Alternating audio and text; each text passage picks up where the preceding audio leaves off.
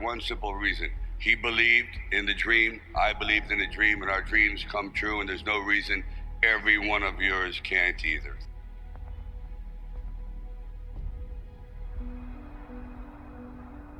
I used to sit in this little apartment, and it was a room. As a matter of fact, the room was so small, I remember I was able to open up the window and close the door while sitting on the bed at the same time. It was like 8 feet by 8 feet by 9 feet. But the one thing about that room, there was really very little distraction. So I would sit there propped up in bed, and I'd go out with my big pen and legal pad and just start writing these stories. And most of them were very, very trivial. But there was something about the process of unrealized dreams. I was always brought back to this subject because I think it's one of the most enduring subjects and one of the most difficult passages for people to accept, that they never were realized in their own lifetime, that they just didn't get that shot. I decided it was a time to come to California. So I went to California, and I moved in the valley, and things weren't going very, very well there. As a matter of fact, I had to go out and try to sell my dog because he was either do that or he just was not going to be very well fed. And then one night, I went to see Muhammad Ali fight. For one brief moment, this supposed stumble bum turned out to be magnificent in the fact that he lasted and knocked the champion down. I said, boy, if this isn't a metaphor for life. His entire life crystallized at that moment. He will be remembered for all eternity, at least among the fight fans. He did something extraordinary. I said, now that is probably what I need as a catalyst for an idea. A man who's going to stand up to life and take one shot and maybe go the distance. So I started to write. And it was one of those writing frenzies. And 3 days later, I came up with the script of Rocky. Now, the script by no means was a finished piece of material. It was probably about 90 pages, and maybe 10% of it remained in the final script, but it was done. So we're talking a little bit, and I guess I really wasn't right for the acting part. And on the way out, I said, oh, I don't know if it matters, but I do a little bit of writing. He goes, really? He says, yeah, I'm writing this story, I have this thing about wrestlers, and I might do something about boxing. Well, he says, well, bring it around. And I thought, if I hadn't stopped on the way out, that's why I tell all actors or writers, don't give up, keep talking. Eventually you might hit a nerve somewhere and they go, come on back. And if they didn't say, come on back, or bring it later and let's see what you've developed, I wouldn't be sitting here. So I have to give incredible credit to their insight and their patience, and they're willing to take a chance, which it doesn't exist much anymore, unfortunately.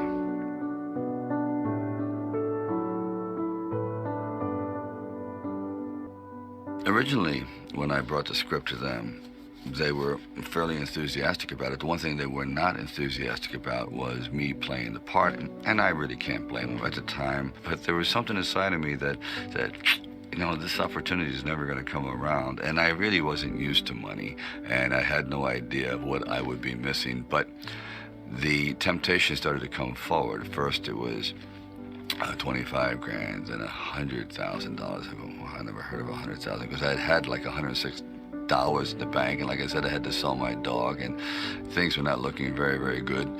My $40 card in the spin, and it went up to 330,000, and probably I heard it went up to 360,000, and I thought, all right, you've really managed poverty very well. You've got this down to a science. You really don't need much to live on. I had like sort of figured it out. So I was not in any way used to the good life. So I thought, you know what?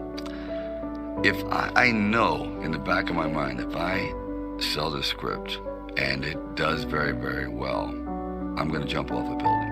And if I'm not in it. So this is one of those things where you just roll the dice and you fly by the proverbial seat of your pants. Say, all right, I gotta try it. I gotta just do it.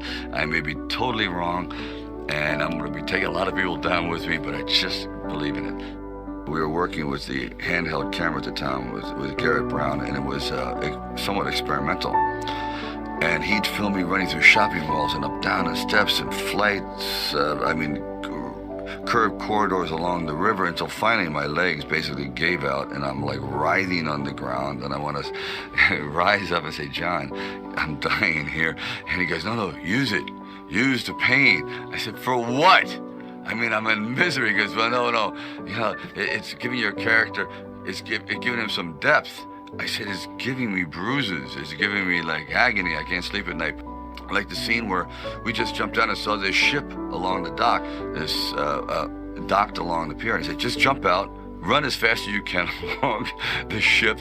And I'm running and running. I said, you know what? My legs are buckling. I'm literally going to crash down here. Teeth are going to go, jaw, face. I'm just going to be ground down to this flat-faced image. Please. And I just barely made it. It hasn't been easy. People see me, but they think of you. Now with all this going on, this is going to be worse than ever. It don't have to be. No, sure it does. Why? You got a lot going on, kid. Well, my last name? That's the reason I got a decent job. That's the reason why people deal with me in the first place. Now I start to get a little ahead. I start to get a little something for myself, and this happens. Now I'm asking you as a favor not to go through with this, okay? This is only going to end up bad for you, and it's going to end up bad for me. You think I'm hurting you? Yeah, in a way you are. That's the last thing I ever wanted to do. I know that's not what you want to do, but that's just the way that it is. Don't you care what people think? Doesn't it bother you that people are making you out to be a joke and that I'm going to be included in that? Do you think that's right? Do you?